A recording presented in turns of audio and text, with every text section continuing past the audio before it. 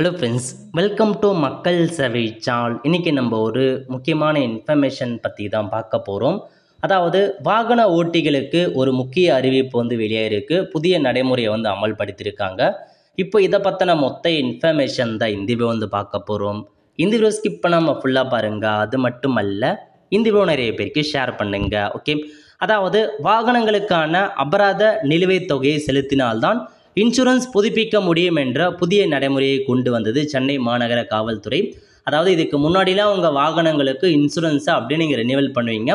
But உங்கள் வாகனங்களுக்கு இதுக்கப்புறம் ஏதாச்சும் ஃபைன் அமௌண்ட் இருக்குது, உங்கள் வாகனம் மீது ஏதாச்சும் டிராஃபிக் ஃபைன்லாம் இருக்குது, அதாவது ஹெல்மெட் போடாதவங்க ஏதாச்சும் ஒரு ஃபைன் அமௌண்ட் இருக்குது அப்படின்னா அந்த ஃபைன் அமௌண்ட்டை நீங்கள் பேமெண்ட் பண்ணால் மட்டும்தாங்க இதுக்கப்புறம் இன்சூரன்ஸ் ரெனிவல் பண்ண முடியும் அப்படின்ற மாரி ஒரு புதிய நடைமுறையை சென்னையில் கொண்டு வந்திருக்காங்க சென்னை மாநகர காவல்துறை.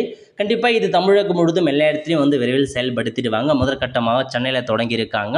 உங்கள் மீது ஏதாச்சும் பார்த்தா ஒரு ஃபைன் அமௌண்ட் இருக்குது அப்படின்னா அதை பேமெண்ட் பண்ணால் மட்டும்தான் உங்களால் ரெனிவல் பண்ண முடியும் அப்படின்ற ஒரு புதிய நடவடிக்கை கொண்டு வந்திருக்காங்க. போக்குவரத்து விதிமீறலுக்காக விதிக்கப்பட்ட அபராத நிலுவை ரூபாய் 300 கோடி வரை செலுத்தப்படாமல் உள்ளதால் நிலுவைத் தொகையை வசூல் செய்யும் பொருட்டு காப்பீட்டினுடன் சேர்ந்து சென்னை மாநகரம் அந்த நடவடிக்கை எடுத்திருக்காங்க.